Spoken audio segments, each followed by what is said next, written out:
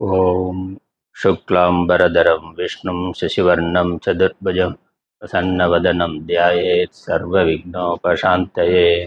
या देवी स्तूयते नित्यं विबुधैर्वेदपारगैः सा मे वसतु जिह्वाग्रे ब्रह्मरूपा सरस्वती।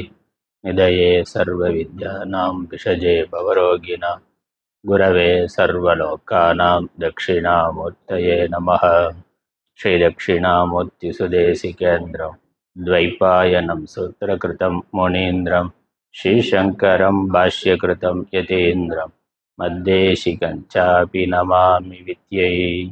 ॐ सहना भवतु सहनौ भुनक्तु सह वीर्यं करवावहै तेजस्विनावधीतमस्तु मा विद्विषावहैः। ॐ शान्ति शान्ति शान्तिः।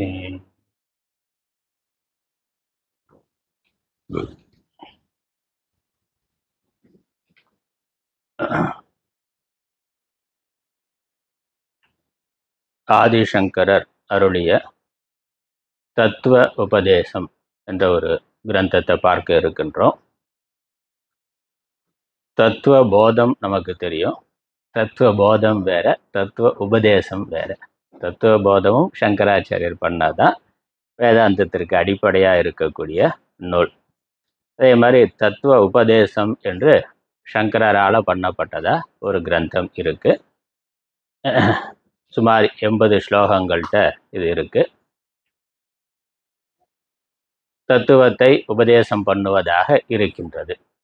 தத்துவ உபதேசம்னா என்னது? தத்துவத்தை உபதேசம் பண்ணுவது தத்துவ உபதேசம். நம்முடைய வேதம் அதுதான் நமக்கு பிரமாணமான நூலாக இருக்கின்றது. வேதங்கள் தான் நமக்கு பிரமாணமான நூல். வேதங்கள் 2 பகுதியாக இருக்கு, நமக்கு தெரியும். கர்மகாண்டம், ஞான காண்டம். கர்ம காண்டத்தினுடைய விஷயம் கர்மம், ஞான காண்டத்தினுடைய விஷயம் ஞானம். இதெல்லாம் நமக்கு தெரிஞ்சிருக்குங்கிறதுனால ரொம்ப சுருக்கமாக சொல்கிறேன். ஒரு அடிப்படை சொல்லணுங்கிறதுக்காக சொல்கிறேன். ஆனால் இந்த அடிப்படையான விஷயங்கள் எல்லாம் நமக்கு ஏற்கனவே தெரிந்ததாக இருக்குங்கிறதுனால நான் விரிவாக சொல்ல போகிறதில்ல.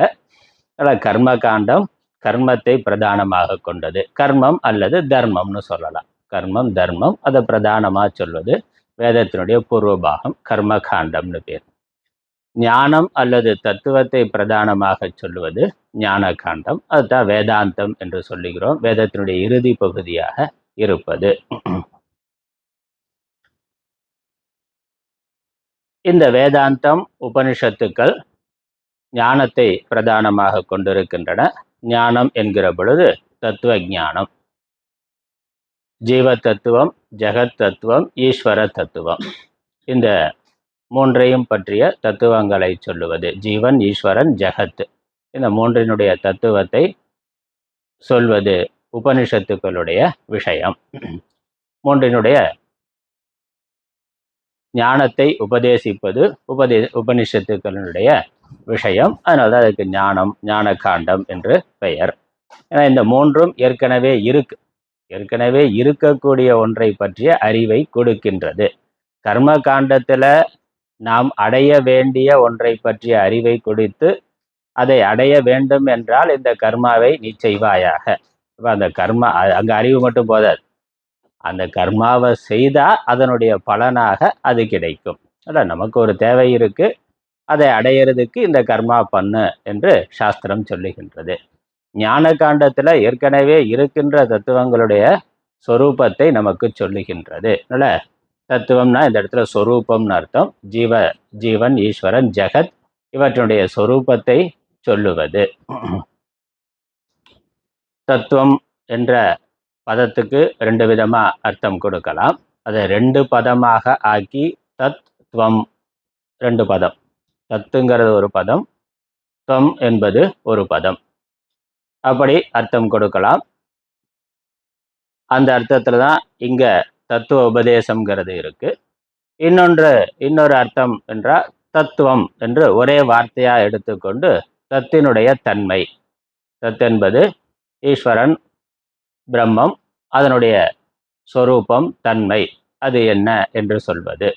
பரம்பொருளினுடைய சொரூபம், அதற்கு தத்துவம் என்று பெயர்.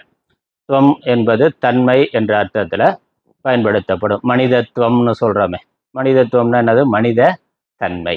மனித தன்மை, இசம் அப்படிங்கிறது தன்மை, அதனுடைய தன்மையை சொல்லுவது. அது மாதிரி தத்தினுடைய தன்மையை சொல்வது. தத்தினுடைய தன்மை என்ன அப்படிங்கிறதும் தத்துவத்தினால குறிக்கப்படும்.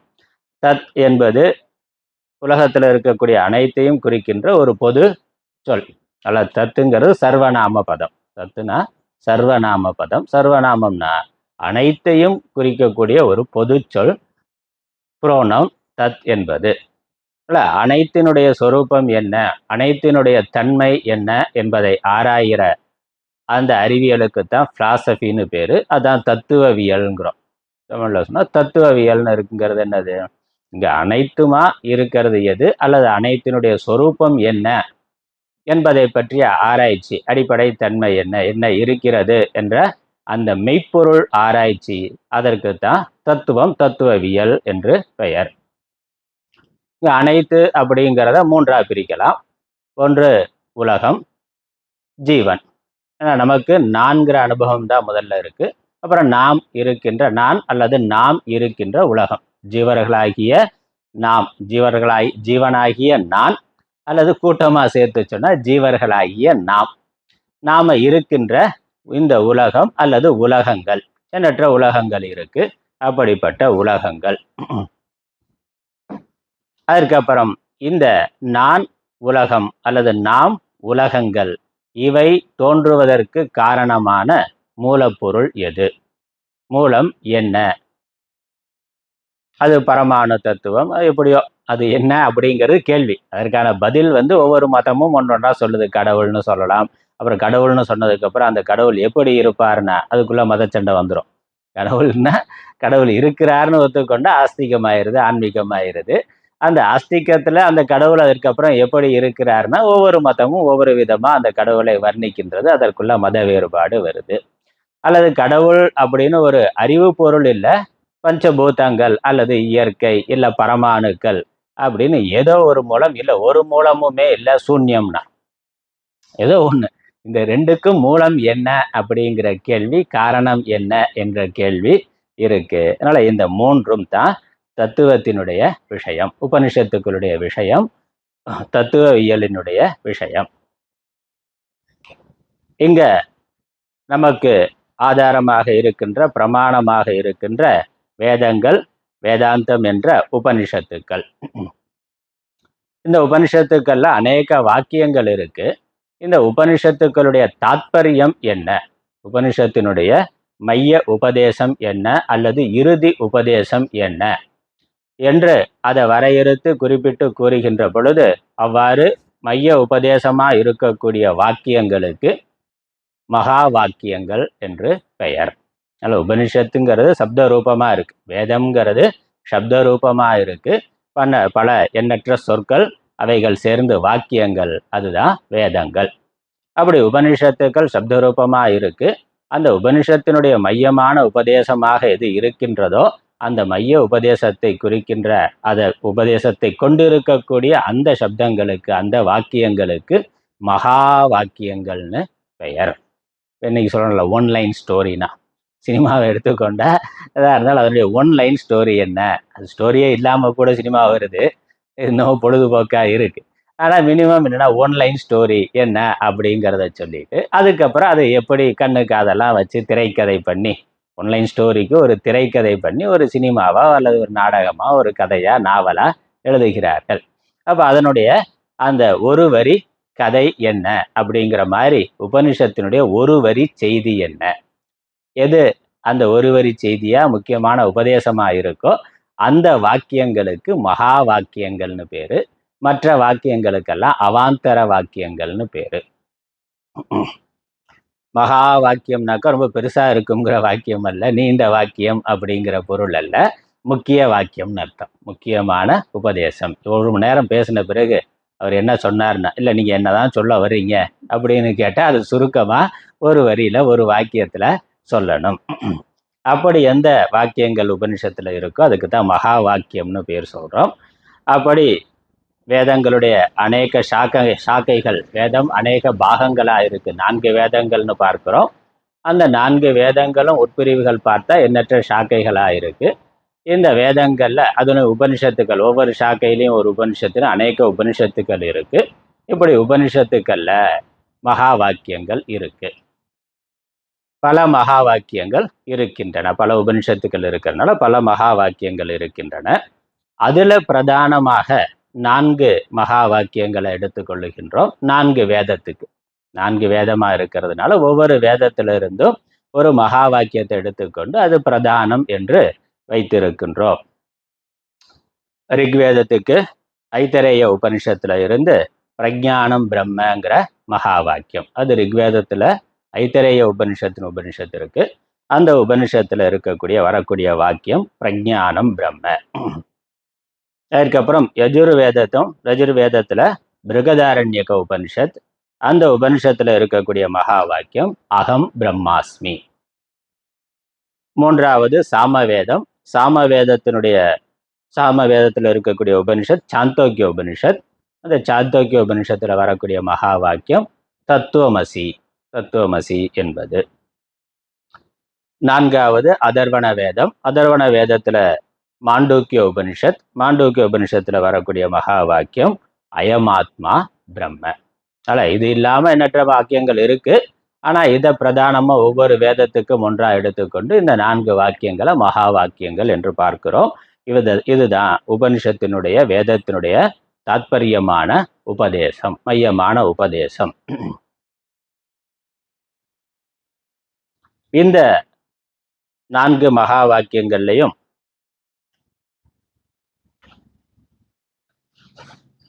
உபதேச மகா வாக்கியம், தத்துவமசி உபதேச மகா வாக்கியம்னு சொல்லப்படும். உபதேசம், குரு சிஷ்யனுக்கு உபதேசம் பண்றதா இருக்கு. அதனால உபதேச மகா வாக்கியம் தத்துவமசி.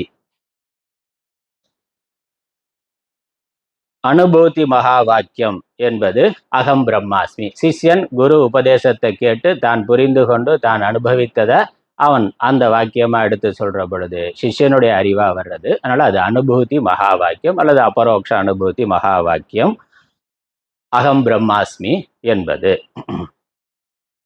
அதுக்கப்புறம் பிரஜானம் பிரம்ம லக்ஷண மகா வாக்கியம் என்று சொல்லப்படுகின்றது. பிரம்மத்தினுடைய லட்சணம் பிரஜானம், சைத்தன்ய ஸ்வரூபம். பிரம்மம் சைத்தன்ய ஸ்வரூபம் என்று பிரஜானம் பிரம்மங்கிறது லக்ஷண மகா வாக்கியம் என்பது.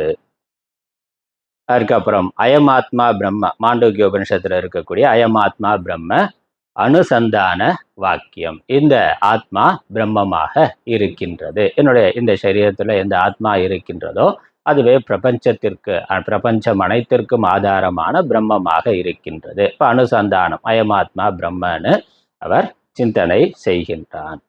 இப்படி மகா வாக்கியங்கள் 4 வேதத்திலிருந்து 4 மகா வாக்கியங்கள். 4 மகா வாக்கியங்களும் அதனுடைய தன்மையினுடைய அடிப்படையில உபதேச மகா வாக்கியம், அனுபூதி வாக்கியம், லக்ஷண வாக்கியம், அனுசந்தான வாக்கியம் என்று பிரித்து சொல்லுகிறார்கள். இந்த 4 மகா வாக்கியங்கள்ல உபதேச மகா வாக்கியமாக இருக்கின்ற தத்துவமசி என்பதை எடுத்துக்கொண்டு விரிவாக விசாரம் செய்வதுதான் இந்த தத்துவ உபதேசம்ங்கிற நூல். அதனால தத்துவமசிங்கிற மகா வாக்கியம், அந்த தத்துவம் இருக்கே, அந்த தத்துவத்தினுடைய தத்துவம் என்ன என்பதுதான் இங்க உபதேசம். அது ஆச்சாரியர் அதை ரொம்ப அழகா பண்ணியிருக்கிறார். ஆனால் இதற்கு நம்ம கொஞ்சம் வேதாந்த நூல்கள், மற்ற அடிப்படையான நூல்கள்லாம் கொஞ்சம் கேட்டிருந்தா தான் புரிந்து கொள்ள முடியும். கொஞ்சம் மனநத்துக்கான நூல்னு இதை எடுத்துக்கொள்ளலாம். மனநத்துக்கான நூலா ஸ்ரவணம் ஏற்கனவே செய்திருந்து அடிப்படை வேதாந்தத்தினுடைய தாத்பரியம் என்னங்கிறத கொஞ்சம் தெரிந்திருக்கிற பொழுது மனநத்துக்கான கிரந்தமா இந்த கிரந்தத்தை எடுத்துக்கொள்ளலாம். இந்த உபனிஷத்தை, இந்த மகா வாக்கியங்களுடைய கருத்து என்ன, மகா வாக்கியம் என்ன சொல்லுகின்றது என்று பார்த்தாக்கா, பிரம்ம சத்தியம் ஜெகன் மித்யா ஜீவோ பிரம்மைவ நாபரா என்பதுதான் எல்லா மகா வாக்கியங்களுடைய தாத்பரியமான விஷயம். என்ன சொல்லுகிறது, அதனுடைய கருத்து என்னன்னு பார்த்தா பிரம்ம சத்தியம். பிரம்மம்ங்கிறது ஒன்றே, சத்தியமான பொருள், மெய்ப்பொருள் ஒன்றே, அதுக்கு பிரம்மம்னு பேரு. அதுக்கப்புறம் அப்ப இந்த ஜெகத் என்ன?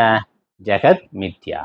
ஜெகத் மித்யா, பொய்யானது, பொய் தோற்றமானது, பிரம்மத்தின் மேல் மாயையினால் கல்பிக்கப்பட்டதாக இருப்பது. ஜெகத்ங்கிற தோற்றம் இருக்கு, உலகம் இருக்கு, நம்ம அதை பார்க்கிறோம், அனுபவித்துக் கொண்டிருக்கிறோம். ஆனா இந்த உலகம் பிரம்மத்தை ஆதாரமாக கொண்டதாக இருக்கின்றது.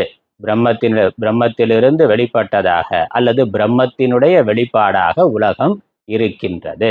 அதனால நம்ம பார்க்கின்ற உலகம் பிரம்மத்தை அன்றி வேறு இல்லை. அதனால மித்யா. அதனால பிரம்மமும் உலகமும் சத்தியமா இருக்கு, பிரம்மமும் சத்தியமா எங்கேயோ இருக்கு அப்படிங்கிறது இல்லை. பிரம்மமே உலகமாக இருக்கின்றது என்பதனால உலகம்ங்கிற தோற்றமானது வெறும் தோற்றம் மாத்திரம். ஒரே பொருள் தான். ஏன்னா உலகம்ங்கிற பொழுது பல என்பது இருக்கின்றது, பல நாம ரூபங்கள் பலவா இருக்கு, விதவிதமாக வேற்றுமைகளோடு உடையதாக இருக்கின்றது. ஆனா பிரம்மம்னு ஒரே பொருளை சொல்லுகின்றோம். இப்போ ஒரே பொருள் பல நாம ரூபங்களை எடுத்துக்கொண்டு உலகமாக உலகங்களாக விளங்கி கொண்டிருக்கின்றது. அதனால இந்த அப்ப தோற்றங்கள் இருக்கே, தோற்றம் அப்படின்னா தோற்றம் தோற்றம் மாத்திரம், அது வெறும் கல்பிதமான தோற்றம். அதுக்கு தான் நம்ம நிறைய உதாரணங்கள் வேதாந்தத்துல. அடிப்படையான உதாரணம் என்னது? மண்ணு பானை, மண்ணு பானை, தங்கம், நகை, கயிறு, பாம்பு. இதுதான் நம்ம உதாரணம். ஒரு மண்ணு தான் பல பானைகளாக விளங்கி கொண்டிருக்கின்றது, ஒரே தங்கம் தான் பல நகைகளாக விளங்கி கொண்டிருக்கின்றது. இப்போ நகைகள்னு பார்க்கிற பொழுது வேறுபாடுகள் இருக்கலாம், ஆனா அடிப்படை மூலப்பொருள் ஒரே தங்கம் தான். அப்ப தங்கம் சத்தியம், நகைகள்ங்கிறது மித்யா. மித்தியானாக்கா தங்கத்தை விட்டு தனித்த சொந்தமான இருப்புடையவை அல்ல. நகைன்னு நம்ம பயன்படுத்தி கொண்டு இருக்கலாம், பயன்பாட்டில் இருக்கு. ஆனா நகையையும் தங்கத்தையும் நீங்க பிரிக்கவே முடியாது. தங்கத்திலிருந்து நகையை பிரிக்க முடியாது. தங்கம் தான் நகைகளாக விளங்கி கொண்டிருக்கின்றது. அதனால தங்க நகைன்னு சொல்ற பொழுது தங்கம் நகைன்னு ரெண்டு பொருள் இல்லை, ஒரே பொருள் தான். ஒரே தங்கம் தான் நகையாக நகைகளாக விளங்கி கொண்டு இருக்கின்றது. அதே மாதிரி தான் இந்த உலகம் ஒரே பிரம்மம் தான். பிரம்மம் தான் மெய்ப்பொருள், சத்தியமான பொருள். அந்த பிரம்மமானது உலகமாக உலகங்களாக உலக பொருட்களாக விளங்கி கொண்டிருக்கின்றது. அதனால உலகம் உலக தோற்றம்ங்கிறது பிரம்மத்தின் மேல கல்பனை மாத்திரம், கல்பிதம் மாத்திரம். தங்கத்தின் மேல நகைகள் கல்பிக்கப்பட்டிருப்பது போல. ஆகவே ஜெகத் மித்யா. அதனால ஜீவன், உலகம், இறைவன், பிரம்மம் அப்படிங்கிறதுல பிரம்மமே உலகமாக விளங்கி கொண்டிருக்கின்றது. அதனால பிரம்மம் உலகம்னு ரெண்டு பொருள் இல்லை. அதுக்கப்புறம் ஜீவன் இருக்கிறானே, ஜீவன் பிரம்மம், இந்த ரெண்டுக்கும் என்ன சம்பந்தம்? ஜீவன் பிரம்மம்னு ரெண்டு பொருள் இருக்கானா, ஜீவோ பிரம்மைவ நாப்பரா. இந்த ஜீவன் பிரம்மமே, பிரம்மம் தான் ஜீவனாகவும் இருக்கின்றது, ஜீவனாக இருக்கின்றது. ஜீவன்கிற பொழுது அங்க சைத்தன்ய அம்சம் பிரதானமாயிருக்கு. இப்போ ஜீவனிடத்துல ஜீவனாக விளங்கி கொண்டிருக்கக்கூடிய சைத்தன்யம் அந்த பிரம்மம் தான் ஜீவனாக விளங்கி கொண்டிருக்கின்றது. அதனால பிரம்மம் ஜீவன்னு இரண்டு பொருள் இல்லை, ஒரே பிரம்மம் தான். இந்த ஜீவனாக சரீர உபாதியை வைத்து கொண்டு ஜீவன் அப்படின்னு ஜீவாத்மா என்று கருதப்படுகின்றது, விளங்கி கொண்டிருக்கின்றது. அதனால முப்பொருள் உண்மைங்கிறது இல்லை, உண்மை பொருள் ஒன்றுதான். பிரம்மம் தான் ஜீவனாகவும் ஜெகத்தாகவும் விளங்கி கொண்டிருக்கின்றது. மெய்ப்பொருள் ஒன்றே ஒன்றுதான் என்பதுதான் இந்த மகா வாக்கியங்களுடைய கருத்து. ஒட்டுமொத்த உபனிஷத்துக்களும் இந்த கருத்தை தான் பல கோணங்கள்ல சொல்லுகின்றது, பல உதாரணங்களோட, பல குருமார்கள், பல சிஷ்யர்கள், பலவிதமான உதாரணங்களோட, பலவிதமான விளக்கங்களோட இந்த கருத்து தான் இருக்கின்றது. உலகம் ஒரே பொருள் தான் இருக்கின்றது, அதுவே ஜீவனாகவும் உலகமாகவும் விளங்கி கொண்டிருக்கின்றது. அது எப்படி அப்படின்னு கேட்டா அதுக்கு தான் உபனிஷத்து படிக்கணும். அதுல இந்த ஜீவன் பிரம்மம் அப்படிங்கிற இந்த ரெண்டை மட்டும் வைத்துக்கொண்டு எப்படி ஜீவன் பிரம்மமாக இருக்கிறான் என்பதை இந்த தத்துவோபதேசம் காட்டுகின்றது. அப்புறம் ஜெகத் மித்யாங்கிறதையும் காட்டுற. அதனால முழுமே இருக்கு. ஜெகத் மித்யாங்கிற விஷயமும் வரப்போகுது பின்னாடி. இந்த ஜீவன் எப்படி பிரம்மமாக இருக்கிறார், ஜீவனும் பிரம்மமும் ஒன்று என்பது எப்படி என்பது இங்க தனித்தனியா ஜீவஸ்வரூபம், பிரம்மஸ்வரூபம், பிரம்மன் அல்லது ஈஸ்வரன், அதை எடுத்துக்கொண்டு வாட்சியார்த்தம் லட்சியார்த்தம்லாம் வைத்துக்கொண்டு விளக்கி இரண்டும் ஒன்றுதான்ங்கிறது நிரூபணம் செய்யப்படுகின்றது. அதுதான் இந்த இந்த சின்ன டெக்ஸ்ட், இந்த சின்ன நூலோட முக்கியமான விஷயம் இது மட்டும்தான். தத்து அப்படிங்கிற பிரம்ம ஈஸ்வரர், துவங்கிற ஜீவன், இரண்டினுடைய சொரூபம், இந்த ரெண்டு பதங்களுடைய அர்த்தம் என்ன, தத் என்பது எதை குறிக்கின்றது, துவம் என்பது எதை குறிக்கின்றது என்பதை பற்றி விரிவா விசாரம் பண்ணுகின்றது. நம்ம கையில் இருக்கக்கூடிய நூல்லையே அவருக்கு ஒரு சிறு முகவுரை கொடுத்திருக்கிறார்கள். இந்த நூலில் அப்படியே நம்ம முழுசாவே படிக்க போகிறோம். அந்த விளக்கம் பதார்த்தம் இருக்குது, சின்ன விளக்க உரையும் இருக்குது. அதையும் நம்ம சேர்ந்து படிக்கலாம். அதற்கு மேலே எனக்கு புரிந்த அளவில் நான் அதற்கு விளக்கமும் கொடுக்கின்றேன். தத்துவோபதேசம் நம்ம கையில் இருக்கக்கூடிய புஸ்தகத்தில் பக்கம் என்னன்னு பார்த்துங்க. 281 நினைக்கிறேன். 269 269.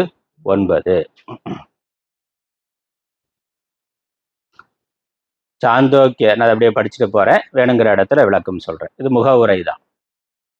சாந்தோக்கிய உபனிஷத்தில் தத்துவமசி என்ற மகா வாக்கியம் காணப்படுகின்றது. இது ஆச்சாரியன் சிஷ்யனை பார்த்து உபதேசிப்பதாக அமைந்திருக்கிறது. குரு ஒரு சிஷ்யனை பார்த்து நீ அதுவாக இருக்கின்றாய் என்று உபதேசம் செய்கின்றார். இதில் தத் துவம் அசி என்று 3 பதங்கள் இருக்கின்றன. இந்த தத்துவமசிங்கிற ஒரு வாக்கியத்தில் 3 சொற்கள் இருக்கின்றன. தத்துன்னு ஒரு சொல், துவம் என்று ஒரு சொல், அசி என்ற கிரியாபதம். தத்துவம் நாமபதம், அசி கிரியாபதம். 3 பதங்கள் இருக்கின்றன. துவம் என்ற பதத்திற்கு நீ என்பது பொருள். துவம் என்பது நீ என்ற ஜீவன். குரு சிஷ்யனை பார்த்து சொல்றார் நீன்னு, அது ஜீவனை குறிக்கிறது. ஜீவனாகிய நீ, மனிதனாகிய நீ, அல்லது உன்னால் நான் என்று கருதப்படுகின்ற நீ. உன்னால் சாதாரணமாக நம்ம நான் நினைத்து கொண்டு இருக்கிறோம். நம்மளை வச்சு பார்க்கிற பொழுது, சப்ஜெக்டா பார்க்கிற பொழுது, முன்னாடி இருக்கிற பாலை சொல்ற பொழுது நீங்கிறத சொல்றோம். அதனால மொத்தமா நான் அல்லது நீ என்பது பொருள். இதுக்கு துவம் என்பதற்கு இது ஜீவனை குறிக்கிறது. அதனால இந்த நீ, நான் என்பது அல்லது துவம் என்பது ஜீவனை குறிக்கின்றது. உலகத்துல இருக்கக்கூடிய ஜீவர்களை குறிக்கின்றது. ஒரு சரீரத்துக்குள்ள நான் ஜீவன் என்று உயிருள்ள ஒன்றாக தன்னை கருதி கொண்டிருப்பவனை குறிக்கின்றது. ஏன்னா ஜடப்பொருளுக்கு நான்கிற எண்ணம் இல்லை. ஜடப்பொருள்கள் உலகத்துல பார்க்கிறோம் நான் லிவிங் பீயிங்ஸ். ஒரு லிவிங் பீயிங்ஸா இருக்கிறானே ஜீவன். நான் இருக்கிறேன், நான் ஜீவனாக இருக்கிறேன், நான் மனிதனாக இருக்கிறேன், நான் என்னவோ இருக்கிறேன், நான் இருக்கிறேன்னு அறிவுடைய ஜீவன். அந்த ஜீவனை துவம் என்ற பதம் குறிக்கின்றது. அதனால ஜீவித்து கொண்டிருப்பவன் ஜீவன். உயிர் வாழ்ந்து கொண்டிருக்கிறவனுக்கு ஜீவன்னு பேர். எவன் ஒருவனுக்கு வாழ்க்கை, பிறப்பு இறப்பு, அப்புறம் நடுவில் உணவை உண்டு ஜீரணிக்கக்கூடிய சக்தி உடையதுக்கு ஜீவன்னு பேர். சாப்பிட்டான், ஆனால் வாழ்றதுக்கு கல் மண்ணெல்லாம் அப்படியே இருந்துகிட்டு இருக்கு. அப்போ ஒரு உடம்பு அதில் ஒரு உணவை எடுத்து, வெளியே இருந்து ஒரு உணவை எடுத்துக்கொண்டு அதை ஜீரணம் பண்ணி அப்புறம் அதிலிருந்து சக்தி எடுத்துக்கொண்டு வாழுகின்ற அந்த பொருளுக்கு ஜீவன் என்று பெயர். அதனால ஜீவனை குறிக்கின்றது. தத்து என்ற பதத்திற்கு அது என்று பொருள். தத்துங்கிற அந்த சப்தத்துக்கு அது என்று பெயர். அதுனா எது? இது முன்கூறப்பட்ட சத்ரூபமான பிரம்மத்தை குறிக்கின்றது. மற்ற நூல்கள் முன்கூறப்பட்டனா மற்ற நூல்களில் குறிக்கப்பட்ட சத்ரூபமான பிரம்மத்தை குறிக்கின்றது. அதனால தத்து என்பது இறைவனை குறிக்கின்றது. தத்துனா தத்துங்கிற சர்வநாம பதம் அனைத்தையும் குறிப்பது. அல்லது கடவுள் எங்க இருக்கிறார்னா அவர் எங்கேயோ இருக்கிறார் அது அப்படின்னு சொல்லி அதை நம்ம தூரமா இருக்கக்கூடிய ஒன்றாகத்தான் கருதுகின்றோம். இந்த உலகத்தை படைத்தவனாக உலகம் இருப்பதற்கும் இயங்குவதற்கும் காரணமா இருக்கின்ற பரம்பொருள் எதுவோ அதை குறிப்பதாக தத் என்ற சொல்லானது இருக்கின்றது. ஏன்னா அது எதுங்கிறது நமக்கு தெளிவா தெரியாது. ஏதோ ஒன்று இருக்கு, அது அதிலிருந்து இது தோன்றி இருக்கின்றது, அல்லது அது இதை நடத்தி கொண்டிருக்கின்றது. அதனால அதுங்கிறது ஒரு பொது பெயர். அதுங்கிற பொழுது அங்க அது, அவன், அவள் எல்லாமே வந்துருது. அதுங்கிறது ஆணா இருக்கலாம், பெண்ணா இருக்கலாம், ரெண்டும் கடந்ததா இருக்கலாம், ரெண்டுமாகவும் இருக்கலாம். தத்துங்கிறதுல இருந்து தான் சக சா எல்லாம் வருது. அதனால தத்துங்கிறது ஒரு மூலமான ஒன்றை குறிப்பது. அந்த கடவுள் ஆனா பெண்ணா, இல்லை ரெண்டும் கலந்ததா, இல்லை ரெண்டுக்கும் வேறானதான, எல்லாத்துக்கும் சேர்த்து பொதுவாக தத்துங்கிற பெயரானது. அதனால தத் என்ற பதத்திற்கு அது என்று பொருள். இது முன்கூறப்பட்ட சத்ரூபமான பிரம்மத்தை குறிக்கின்றது. அதனால இருப்பு என்ற இருக்கின்றது என்பதை ஆதாரமாக கொண்ட ஒரு இருப்பை கொண்ட பிரம்மத்தை தத் குறிக்கின்றது. ஒரு சத்வஸ்துவை குறிக்கின்றது. ஏன்னா உலகம் இருக்கிறது, நான் இருக்கிறேன்னா ஒரு இருப்புத்தன்மை இங்கு காணப்படுகிறது. இந்த இருப்புத்தன்மை எங்கிருந்து வந்திருக்கணும்? இதற்கு முன்னாடி இருந்த ஒரு பொருளிலிருந்து வந்திருக்க வேண்டும். மூலமான ஏதோ ஒன்று இருந்திருக்கிறது. உலகத்திற்கு மூலமாக ஏதோ ஒன்று இருந்திருக்கின்றது. உலகம் இருக்கிற பொழுதும் ஏதோ ஒன்று இதற்கு ஆதாரமாக இருக்கின்றது. இந்த உலகம்லாம் அழிந்து போனாலும் ஏதோ ஒன்று மிச்சமாக இருக்கும். ஏன்னா அடுத்து திரும்ப வரணுமே. அதனால இது சத்யாதி, சத்துல இருந்து தோன்றியதா அசத்துல இருந்து தோன்றியதா அப்படிங்கிறதே ஒரு தனி பெரிய விசாரம். ஒன்று தோன்றுறதுன்னா அசத்துனா இல்லாததிலிருந்து தோன்றி இருக்கிறதா, இருப்பதிலிருந்து தோன்றுகிறதா அப்படிங்கிற ஒரு பெரிய விசாரம். நம்ம அத்வைதம் அல்லது வேதாந்தத்துல சதேவ சோமிய இதமக்ர ஆசித்துன்னு சத்து ஒரு இருப்பிலிருந்து இந்த உலகமானது தோன்றி இருக்கின்றது. அதனால சத்து அப்படிங்கிற ஒரு மூலம், அதுக்கு தான் தத்து என்ற பெயர். தத்து என்பது அந்த சத் என்ற மூலத்தை குறிக்கின்றது. அதற்கு உபனிஷத் வைத்திருக்கக்கூடிய பெயர் பிரம்மம் என்பது. கால வரையறை இல்லாம மிக பெரியதாக, அனைத்திற்கும் ஆதாரமாக, அனைத்திற்கும் மூலமாக இருக்கிறதுனால பிரம்மம் என்ற பெயர் அந்த தத்துக்கு. அதனால தத்து அல்லது சத்து அல்லது பிரம்மம் மூன்றுமே இந்த பிரபஞ்சத்திற்கு மூலமான பரம்பொருளை குறிக்கின்ற சொல். ஆகவே இப்ப கடைசியா என்னாச்சு? தத்துவம் அப்படிங்கிறதுல துவம்ங்கிறது ஜீவனை குறிக்கிறது, நீ என்ற ஜீவனை குறிக்கிறது. தத் என்பது பிரம்மத்தை குறிக்கின்றது. இப்ப அசி என்பது எதை குறிக்குது? அசிங்கிறது இருக்கிறாய் என்று, நீ அதுவாக இருக்கிறாய். அதாவது ஜீவனே பிரம்மம் என்பது இந்த வாக்கியத்தின் பொருள். தத்துவமசிங்கிறதோட பொருள் ஜீவன் தான். ஜீவன் பிரம்மமாக இருக்கிறான். குரு சிஜனை பார்த்து சொல்றார், நீ அதுவாக, நீ அந்த பிரம்மமாக இருக்கின்றாய்ன்னு சொல்றார்.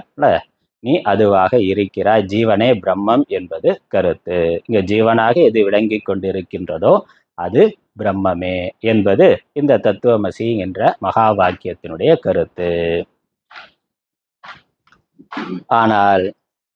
ஆனால் நடை சிக்கல் தான். ஆனால்னா அது கேட்கறதுக்கெல்லாம் நல்லா இருக்கு, அதை நம்மால ஏற்றுக்கொள்ள முடியுமா, ஒத்துக்கொள்ள முடியுமா அப்படின்னா, ஆனால் ஜீவன் ஒரு காலம் பிரம்மமாக ஆக முடியாது. ஏன்னா ஜீவன் நாம எப்படிப்பட்ட ஆள் நமக்கு தெரியும், எவ்வளவு அல்பமான ஆள் நமக்கு தெரியும்.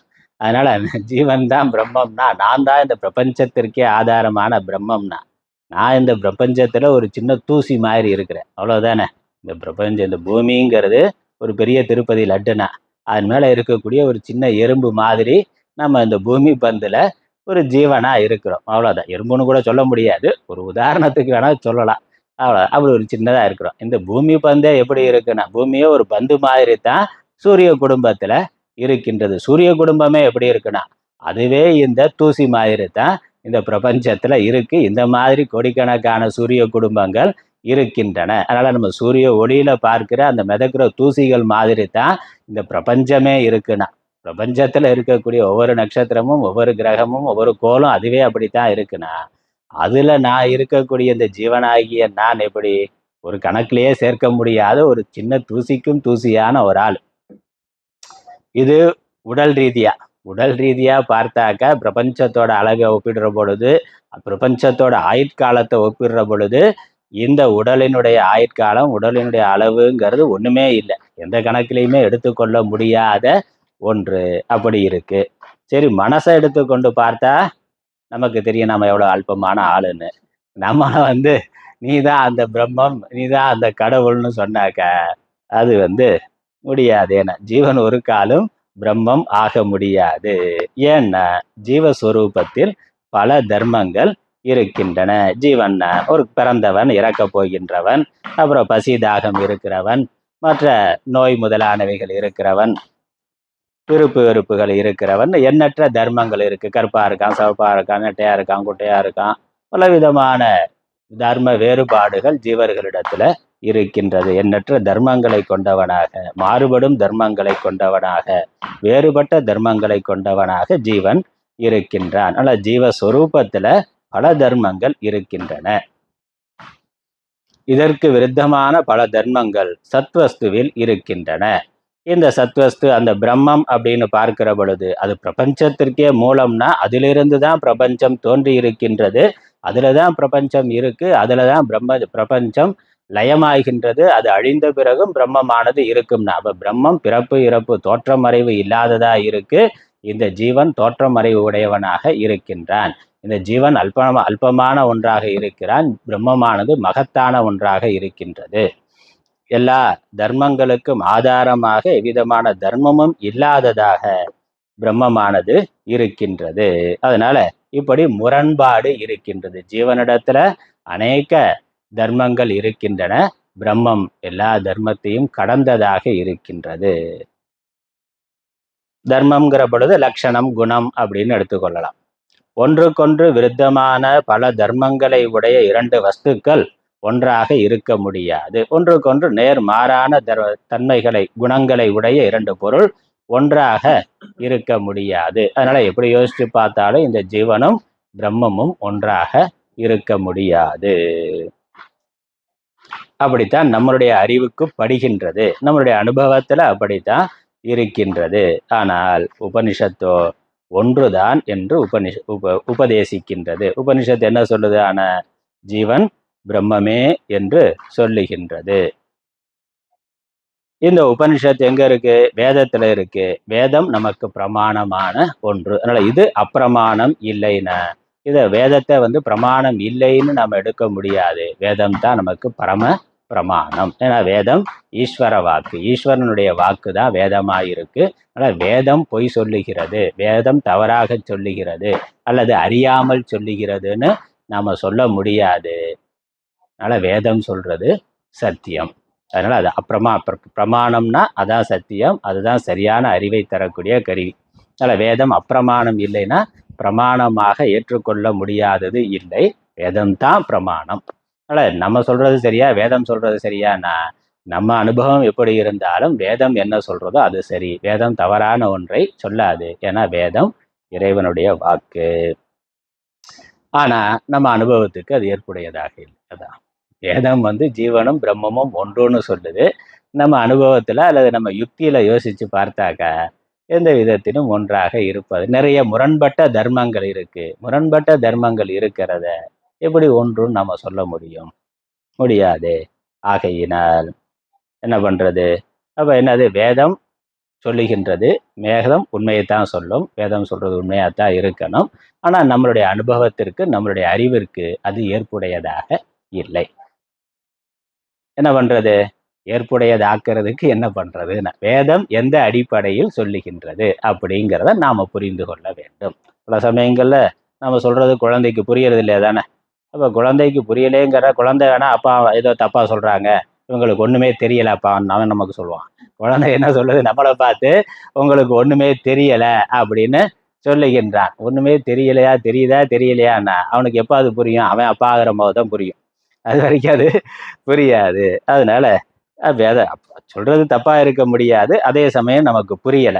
அதனால ஆகையினால் தத்துவோபதேசம் என்ற பிரகரணத்தில் மகா வாக்கியத்தில் உள்ள தொம்பதத்தின் பொருளையும் தத்பதத்தின் பொருளையும் நன்கு சோதித்து காட்டுகிறார். அதனால இந்த தத்பதம் தொம்பதம் இதனுடைய பொருள் என்ன, இதனுடைய உண்மையான அர்த்தம் என்ன, உபனிஷத் எந்த அடிப்படையில் ஐக்கியத்தை சொல்லுகின்றது. வேற்றுமை இருக்குங்கிறதும் உண்மை, அதே சமயம் உபனிஷத் ஐக்கியத்தை சொல்லுகின்றது. அப்ப ஏதோ ஒரு தன்மையில ஏதோ ஒரு கோணத்துல ஐக்கியமானது இருக்கின்றது, ஒரு தன்மையில முரண்பாடானது இருக்கின்றது. உபனிஷத் எந்த அடிப்படையில் ஐக்கியத்தை சொல்லுகின்றது, நாம எந்த அடிப்படையில பார்த்து முரண்பாட்டை பார்க்கிறோம். அப்புறம் இதுல எதற்கு முக்கியத்துவம் கொடுக்கிறது? முரண்பாட்டுக்கு முக்கியத்துவம் கொடுக்கிறதா, ஐக்கியத்துக்கு முக்கியத்துவம் கொடுக்கிறதா என்றால் எது சத்தியமா இருக்கோ அதற்கு முக்கியத்துவம் கொடுக்கணும், எது தற்காலிகமானதா இருக்கோ அதற்கு முக்கியத்துவம் கொடுக்க கூடாது. அவ்வளவுதான். ஆனால் உபனிஷத் சத்தியமான ஒன்றை சொல்லுகின்றது, ஐக்கியம், அது முக்கியத்துவம் கொடுத்து இந்த முரண்பாடு தற்காலிகமா விவகாரத்துல இருக்கிறது என்பதை புரிந்து கொண்டு அதற்கு கொடுத்திருக்கக்கூடிய முக்கியத்துவத்தை நாம் நீக்கினால் அதுதான் உபதேசத்தினுடைய பிரயோஜனம். அதனால தத்துவம் அதனால இந்த பிரகரணத்தில் தத்துவோபதேசம் என்ற இந்த பிரகரணத்தில் மகா வாக்கியத்தில் உள்ள தொம் பதத்தினுடைய பொருளையும் தத்பதத்தினுடைய பொருளையும் நன்கு சோதித்து காட்டுகிறார். எப்படி காட்டுகிறார்? அதாவது ஜீவனிடத்திலும் ஈஸ்வரனிடத்திலும் தோன்றும் பரஸ்பர விருத்தமான தர்மங்கள் எல்லாம் உண்மையில் ஜீவஸ்வரூபத்திலோ ஈஸ்வர ஸ்வரூபத்திலோ சேர்ந்தவை அல்ல. விருத்தமான தர்மம் தெரிகின்றது, ஆனா உண்மையிலேயே அவைகள் இருக்கின்றனவா, அந்த முரண்பாடுகள் உண்மையிலேயே இருக்கின்றனவா என்று ஆராய்ந்து அது உண்மையில் இல்லைன்னு உபனிஷத் நிரூபணம் பண்ணுகின்றது. அதனால உண்மையில், அதனால அது உண்மையில்ங்கிறது முக்கியம். தோற்றத்துல இருக்கு, உண்மையில் இல்லை. ஒன்றுக்கொன்று பானைகளுக்குள்ள வேறுபாடு இருக்கின்றது, நகைகளுக்குள்ள வேறுபாடு இருக்கிறது, சிறியதும் பெரியதுமா இருக்கு, அதெல்லாம் இருக்கு. ஆனா உண்மையில் அந்த வேறுபாடு இருக்கிறதா அப்படின்னா, ரெண்டு நகைகளுக்கு உள்ள உண்மையாக இருக்கின்ற அந்த தங்கத்தில் வேறுபாடு இல்லை. விவகாரத்துல தோற்றத்துல வேறுபாடு இருக்கின்றது. அதனால அந்த தோற்றங்கள் அந்த வேறுபாடுகள் உண்மையில் இல்லை. உண்மையில் ஜீவஸ்வரூபத்திலோ ஈஸ்வர ஸ்வரூபத்திலோ சேர்ந்தவை அல்ல. பிரமத்தால் அவ்வாறு தோன்றுகிறது. அதனால பிரம்மம்னா மயக்கம், மோகம், அறியாமை, விவேகம் இல்லாதது, விவேகம் பண்ணாத காலத்தில் அவ்வாறு தோன்றுகின்றது என்று கூறி அந்த தர்மங்களை எல்லாம் விளக்கி சுத்தமான ஜீவஸ்வரூபத்தையும் ஈஸ்வர ஸ்வரூபத்தையும் காட்டி விரோதம் இல்லாமையால், அதனால ஜீவஸ்வரூபம் ஈஸ்வர ஸ்வரூபம் அதனுடைய வாஸ்தவமான தன்மையை பார்க்கிற பொழுது விரோதம் இல்லை என்று காட்டி இரண்டும் ஒன்றுதான் என்று தீர்மானிக்கிறார். அதனால் இந்த உபனிஷத்தோட இந்த மகா வாக்கியத்தை எடுத்துக்கொண்டு ஆச்சாரியர் இந்த தத்துவம் இரண்டு சொற்களுடைய பொருளையும் விரிவாக ஆராய்ச்சி செய்து முரண்பட்ட அம்சங்கள் தோற்ற மாத்திரமானவை, இந்த இரண்டு முரண்பட்ட அம்சங்களுக்கும் முரண்பட்ட தர்மங்களுக்கும் ஆதாரமாக மாறுபடாத ஒன்று இருக்கின்றது என்பதை உணர்த்தி அந்த அடிப்படையில் தான் உபனிஷத் ஐக்கியத்தை சொல்லுகின்றது என்று நிரூபிக்கின்றார், தீர்மானிக்கின்றார். தத்துவம் என்ற இரு பதங்களின் லட்சியார்த்தமான பிரம்ம தத்துவத்தை உபதேசிப்பதால் இதற்கு தத்துவ உபதேசம் என்று பெயர் ஏற்பட்டிருக்கின்றது. அதனால இந்த சொற்களுக்கு பொருள் பார்க்கிற பொழுது வாச்சியார்த்தம் லட்சியார்த்தம் என்று இருக்கு. வாச்சியார்த்தமா பார்க்கிற பொழுது முரண்பாடு, லட்சியார்த்தமா பார்த்தா முரண்பாடானது நீங்கும். வாச்சியார்த்தம்னா என்ன, லட்சியார்த்தம்னா என்னங்கிறத பத்தி விரிவா இந்த நூல்ல விசாரம் பண்ணுகின்றார். குருவின் அதனால இந்த நூலுக்கு பிரம்ம தத்துவத்தை காமிக்கிறதுனால தத்துவ உபதேசம் என்று பெயர் ஏற்பட்டிருக்கின்றது. அதுக்கப்புறம் இதான் நூல் ஆரம்பத்தில் வரக்கூடிய விஷயம். அதுக்கப்புறம் இந்த தத்துவ உபதேசம் எப்போ புரியும், எப்படி புரியும்னா குருவின் உபதேசத்தால் தான் இந்த தத்துவம் அனுபவத்திற்கு வரும் என்று கூறி ஸ்ரீ குருவின் பெருமையை நன்கு விளக்குகிறார். அதனால் இந்த ஜீவ பிரம்ம ஐக்கிய ஞானமானது குரு உபதேசத்தின் மூலமாக மட்டுமே ஏற்படக்கூடியது. நாம சிந்தனை பண்ணா அது தோன்றாது, நாம புஸ்தகத்தை படித்தாலும் அது புரியாது. ஒரு குரு எடுத்து சொன்னால்தான் அது புரியும். குருவினுடைய உபதேசத்தினுடைய குருவினுடைய பெருமையை இந்த நூலுடைய பின்பகுதியில் ரொம்ப அழகா ஆச்சாரியர் சொல்லுகின்றார். ரொம்ப முக்கியமான ஒரு புகழ்பெற்ற குருவினுடைய பெருமையை சொல்லுகின்ற ஒரு ஸ்லோகம் இந்த நூல்ல இருக்கு, கடைசியில இருக்கு.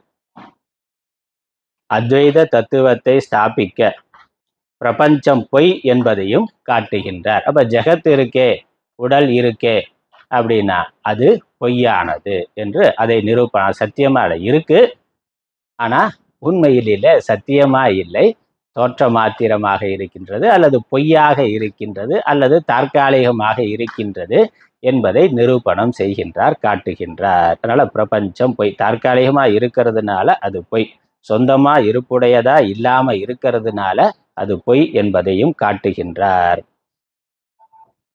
அப்ப இந்த பேதம் தெரியறதுக்கு என்ன காரணம் என்றால் பரமாத்மாவே தான் அஞ்ஞானத்தால் ஜீவனாக தோன்றுகிறார். அப்ப இருக்கிறது ரெண்டும் ஒன்றுதான், இருக்கிறது ஒரு பொருள் தான்னா ஏன் அது நமக்கு தெரியவில்லை? அது அந்த ஜீவனுக்கு ஏன் தானாகவே விளங்கவில்லைனா அஞ்ஞானமானது மூடி இருக்கின்றது, ஆகவே விளங்கவில்லை.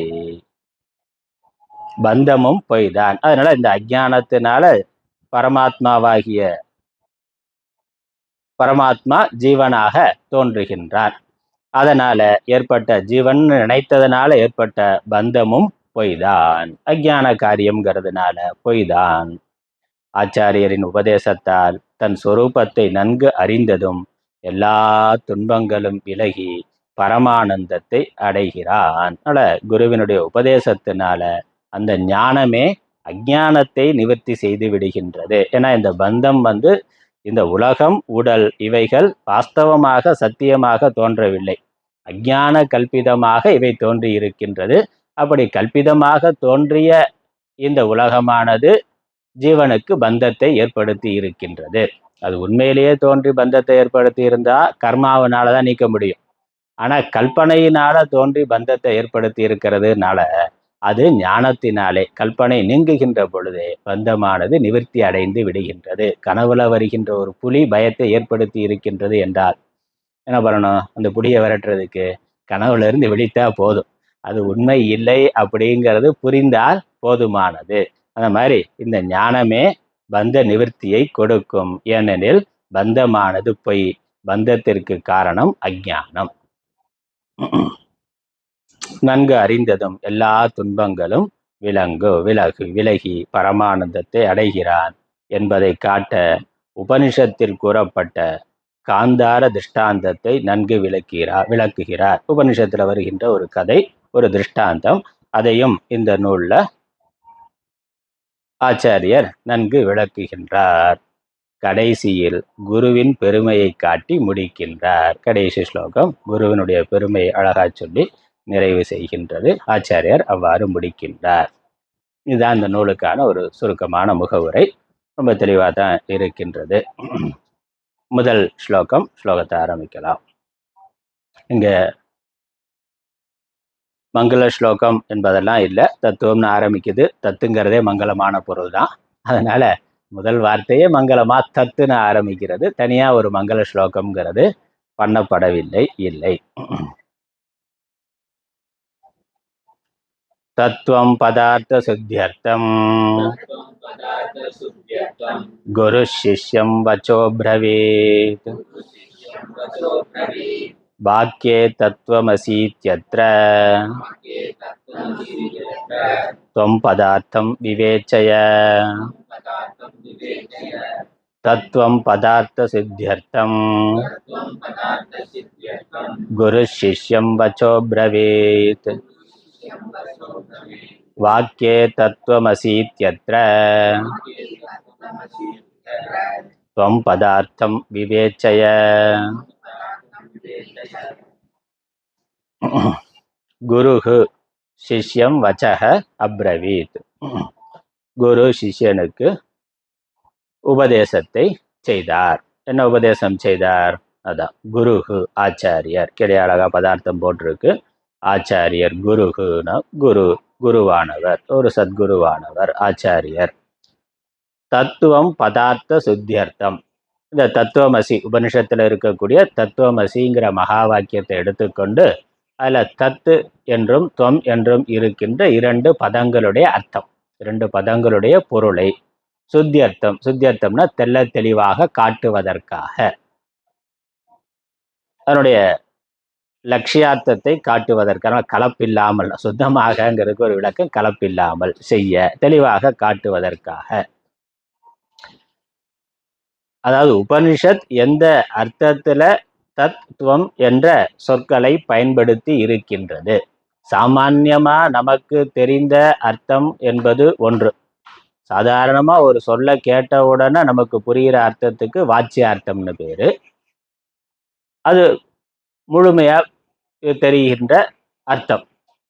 ஜீவன் அப்படிங்கிற பொழுது நம்ம என்ன நினைக்கிறோம்? நான் அப்படின்னு நினைக்கிற பொழுது உடல் வரைக்கும் நமக்கு நான்கிற எண்ணமானது இருக்கின்றது. உடம்போட நுனி வரைக்கும், கடைசி வரைக்கும் பாதாதி கேசம் நமக்கு நான்கிற எண்ணமானது இருக்கின்றது. விவகாரத்துல அதை அப்படித்தான் நம்ம பயன்படுத்த முடியும். நான்கிறது இருக்கின்றது. உண்மையிலேயே இந்த முழு நானானா, முழு நான்னா இந்த முழு உடம்போட இருக்கிறது நான் தான் நான் உண்மையான நானானா, இதை நம்ம விவகாரத்திலேயே பல இடங்கள்ல பலவிதமாக பயன்படுத்துகிறோம். இந்த முழு தலையிலிருந்து கால் வரைக்கும் பாதாதி கேசம் தான் நான். கேசத்தை கட் பண்ணக்கூடாது. கட் பண்ணா நான்ல கொஞ்சம் குறைஞ்சு போயிடும். அதானே? அது வரைக்கும் நான் முடி வரைக்கும் நான்னாக்கா, முடியில கொஞ்சம் குறைஞ்சா நான் கொஞ்சம் குறைஞ்சு போயிரும்ல. நகத்தை வெட்டுனாக்கா நான் கொஞ்சம் குறைஞ்சு போயிடுவான். அது பரவாயில்லை. சில சமயங்கள்ல கை காலையே எடுக்க வேண்டியதா இருக்கு. அப்ப நான்கிறது குறைஞ்சிக்கிட்டே போயிடுவார். அப்படி இருக்கான்னா? அப்படி இல்லையே. ஆனா நம்ம நான் அப்படித்தான் அதை நினைக்கின்றோம். அதனால கொஞ்சம் ஆராய்ந்து பார்த்தாக்கா, அல்லது விவகாரத்துல இது நான் நம்ம சொல்லி கொண்டு இருந்தாலும் ஒவ்வொரு இடத்துக்கு தகுந்த மாதிரி, சூழ்நிலைக்கு தகுந்த மாதிரி இதை நம்ம மாற்றி மாற்றி பயன்படுத்துகிறோம். அதனால விவகாரத்துல நான்கிற பொழுது உடல் வரைக்கும் நான் என்று இருந்தாலும், உண்மையான நான் இந்த உடலை பயன்படுத்தி கொண்டு உள்ளே இருக்கின்ற ஒரு ஜீவன். அதான் இந்த உடலை பயன்படுத்தி கொண்டு உள்ளே இருக்கின்ற ஜீவன். இதை நான் எனக்கு தேவையானதுக்கு, தேவைக்கு தகுந்த மாதிரி இந்த உடலை பயன்படுத்துகிறேன். கையை எப்போ பயன்படுத்தலாம், காலை எப்போ பயன்படுத்தலாம், வாயை எப்போ பயன்படுத்தலாம், எப்போ பார்க்கலாம், எப்போ கேட்கலாம், அப்படிங்கிறதெல்லாம் எது உடம்பு தீர்மானம் பண்ணுதா? இல்லையே. உடம்புக்குள்ள இருக்கக்கூடிய ஒரு ஆள், ஒரு ஜீவன் இந்த உடலை ஒரு கருவியாக கொண்டு இதனுடைய ஒவ்வொரு அவயவத்தையும் பயன்படுத்துகிறான். தேவைன்னா வைத்துக் கொள்ளுகிறான், தேவையில்லைன்னா அவற்றை நீக்குகின்றான். அதனால இந்த நான்கிறது உடம்புக்கு வேற உள்ள இருக்கக்கூடிய ஒரு ஜீவனை குறிக்கின்றது. இருந்தாலும் நமக்கு நீ அல்லது நான் உடனே நமக்கு வருகின்ற உணர்வு உடம்பு வரைக்கும் நான். அதே மாதிரி இறைவன் அப்படிங்கிற பொழுது, தத்து இறைவன் என்று சொல்லுகின்ற பொழுது, அவர் உலகத்தை படைத்தவர், உலகத்தை நடத்தி கொண்டிருப்பவர், சம்ஹாரம் பண்ணக்கூடியவர். அவர் எங்கேயோ ஏதோ ஒரு லோகத்துல இருக்கிறவர், ஏதோ ஒரு இடத்துல இருந்து கொண்டு உலகத்தை ஆட்டி படைக்கின்றார். அவர் நடத்துபவர், நான் நடத்தப்படுபவன் அப்படிங்கிற எண்ணமெல்லாம் இருக்கு. சங்க சக்கர கதாதாரி வேற எப்படியெல்லாம் நமக்கு நம்பிக்கை இருக்கோ அப்படி. எந்த லோகம்னா அது பரலோகமா, வைகுண்டமா, கைலாசமா? ஆனா கண்டிப்பா இங்க இல்லை. கடவுள் அப்படின்னாலே அவர் எங்கேயோ இருக்கிறார், எங்கேயோ இருந்து இதை ஆட்டி படைத்து கொண்டு இருக்கிறார் என்பதுதான் நமக்கு இறைவன் என்று சொல்ல கேட்டவுடன் நமக்கு வருகின்ற உணர்வு. அவர் நமக்கு மேல மிகுதியான சக்தியுடையவர், அறிவுடையவர், ஆற்றல் உடையவர், எல்லாவற்றையும் படைத்தவர், இதற்கு வேறாக தனித்து இருப்பவர். ஏன்னா இதெல்லாம் தோன்றி மறையக்கூடியதா இருக்கு, அழியக்கூடியதா இருக்கு. கடவுள் அழிவில்லாதவர். இது நமக்கு சாமான்யமா தோன்றுகின்ற உணர்வு.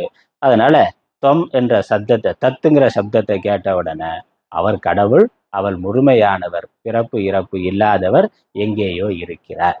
ஜீவன்னாக்கா பிறப்பு இறப்பு உடையவன், ஒரு இடத்துல ஒரு காலத்துல ஒரு குறிப்பிட்ட உடம்போடு இருக்கக்கூடிய ஒன்று. இது சாமான்யமான அர்த்தம். இந்த சாமான்யமான அர்த்தம் சரியானதா அப்படின்னாக்கா விவகாரத்துல சரியானது. இந்த சாமான்யமான அர்த்தத்துக்கு உள்ள ஜீவனுக்கு ஆதாரமாக எது இருக்கின்றது, அந்த ஈஸ்வரன் கடவுள்னு சொல்லப்படுபவருக்கு ஆதாரமாக எது இருக்கின்றதுங்கிறத பார்க்கணும். அதனால தத்துவம் என்ற இரு பதங்களின் பொருளை சுத்தமாக, அதனுடைய சரியான முழுமையான அர்த்தம் என்பதை ஆராய்ந்து பார்க்க வேண்டும் என்று சிஷ்யனை பார்த்து வச்சக பின்வரும் வார்த்தையை அப்ரவீத் கூறினார். வார்த்தைனா உபதேசத்தை, பின்வரும் உபதேசத்தை அவர் செய்ய தொடங்குகின்றார். என்னது?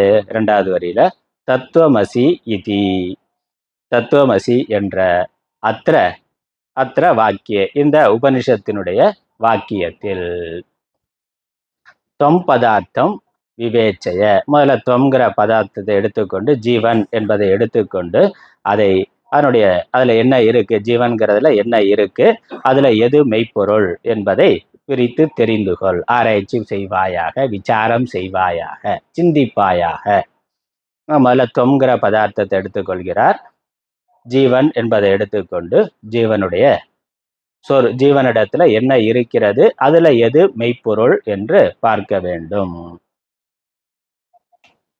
அதனால இப்போ ஒருத்தரை பார்க்குறோம், ஒருத்தரை பார்த்து சொல்றோம், அவர் ராமசாமி கருப்பு சட்டை போட்டிருக்கிறவர்னா, ராமசாமி அந்த நேரத்துக்கு கருப்பு சட்டை போட்டிருக்கலாம், அவர் எப்போதுமே கருப்பு சட்டை போட்டிருப்பாரான்னு அதனால கருப்பு சட்டை அது இன்னொன்று கருப்பு சட்டை போட்டிருக்கவரெல்லாம் ராமசாமின்னு சொல்லிட முடியுமாண்ணா? அது சொல்ல முடியாது. இல்லை, அந்த ராமசாமி தான் எப்போதுமே கருப்பு சட்டை போட்டிருப்பாராண்ணா? கொஞ்சம் லூஸா இருந்தா வேணா போட்டிருப்பாரு.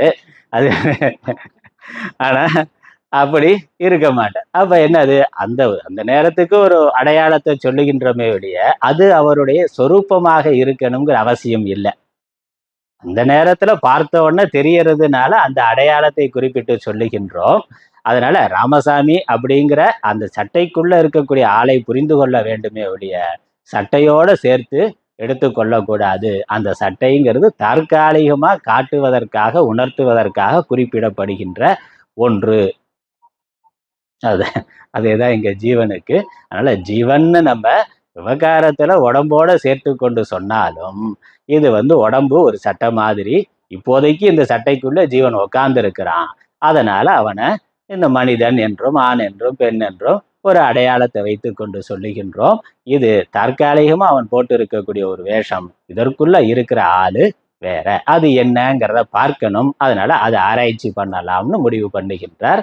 தொன்பதத்தின் பொருளை பிரித்து தெரிந்து கொள்னு சொல்லி எப்படி பிரித்து தெரிஞ்சு கொள்றதுங்கிறத உபதேசம் பண்ணுகின்றார். அதனால தத்துவமசியில தொங்கிற பதத்தை முதல்ல எடுத்துக்கொண்டு அது பற்றி விரிவாக விசாரம் செய்யப்படுகின்றது. இதற்கு விளக்கம் சாந்தோக்கிய உபனிஷத்தில் தத்துவமசி என்ற மகா வாக்கியத்தில் உள்ள தத்துவம் என்ற இரு பதங்களின் பொருளையும் கலப்பில்லாமல் பரிசுத்தமாக, அப்படின்னா என்ன அர்த்தம்? அதுல கலந்து இருக்கக்கூடிய விஷயங்களை எல்லாம் நீக்கி, அதுல கொஞ்சம் கலந்து இருக்கு. பூமியில இருந்து தங்கத்தை எடுக்கிற பொழுது என்ன ஆகுது, நிறைய கலந்து இருக்கு. அதுல அது அப்படியே பயன்படுத்த முடியாது. அதுல இருக்கக்கூடிய தங்கத்துக்கு விரோதமான பொருள்கள் எல்லாம் நீக்கினாத்தான் முழுமையான சுத்தமான தங்கமானது 100% பியூர் கோல்டு அந்த தங்கமானது கிடைக்கும். அப்ப அதனால கலந்து இருக்குன்னா உண்மையிலேயே கலந்து இருந்தா பிரிக்க முடியாது. சொரூபத்துல கலந்த மாதிரி இருக்கின்றது. அதை சில ப்ராசஸ் பண்ணி அதை உருக்கி நல்ல வெப்பத்துல வச்சு உருக்குற பொழுது தேவையில்லாத அழுக்குகள்லாம் நீங்கினா தங்கமானது இருக்கும். அப்ப என்னது, அது கலந்த மாதிரி இருக்கின்றது. அதோட சேர்ந்து இருக்கிறதுனால கலந்தது போல இருக்கின்றது.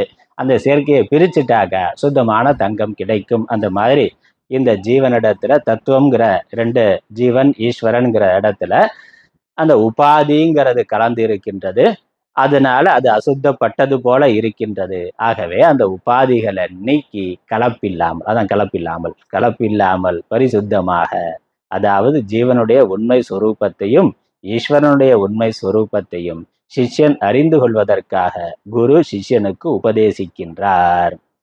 தத்துவமசி என்ற மகா வாக்கியத்தில் முதலாவதாக தொம் என்ற பதத்தின் பொருளை நன்கு பாகுபாடு செய்து தெரிந்து கொள். அதாவது உண்மையில் ஜீவனுடைய சொரூபத்தில் சேராத பொருள்களை எல்லாம் விலக்கிவிடு. இந்த ஜீவன் அப்படின்னு நம்ம சொல்ற பொழுது எதெல்லாம் ஜீவனோட சேராதோ அதையெல்லாம் நீக்கிவிட வேண்டும். நீக்கிட்டு எது ஜீவனாக இருக்குமோ அதை மட்டும் எடுத்துக்கொள்ள வேண்டும். எது உண்மையில இருக்கோ அதை மட்டும் எடுத்துக்கொண்டு தற்காலிகமாக தற்காலிகமாக அல்லது ஜீவன் என்று சொல்லுக்கு பொருந்தாத விஷயங்கள் எல்லாம், மாறுபடக்கூடிய விஷயங்களை எல்லாம் நீக்கிவிட வேண்டும். அது எது என்று அடுத்த 2 பாடல்கள்ல சொல்லுகின்றார். தேகம் ஆத்மாவல்ல என்பதை 2 ஸ்லோகங்களால் கூறுகிறார். ஆனால் இந்த ஜீவன் அப்படிங்கிற பொழுது இந்த உடம்பே ஜீவன் அல்ல. உடம்பே ஜீவன் அல்ல. ஜீவன்கிறதுல உடலை சேர்க்கக்கூடாது என்பதை ஏன் என்பதற்கான காரணங்களை சொல்லி விளக்குகின்றார்.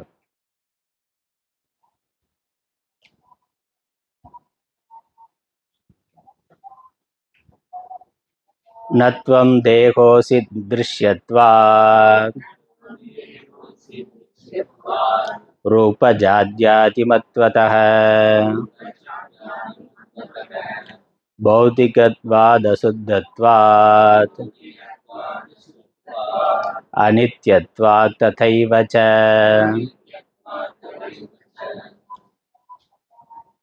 அதிருஷ்யோ ரூபஹீனஸ்த்வம்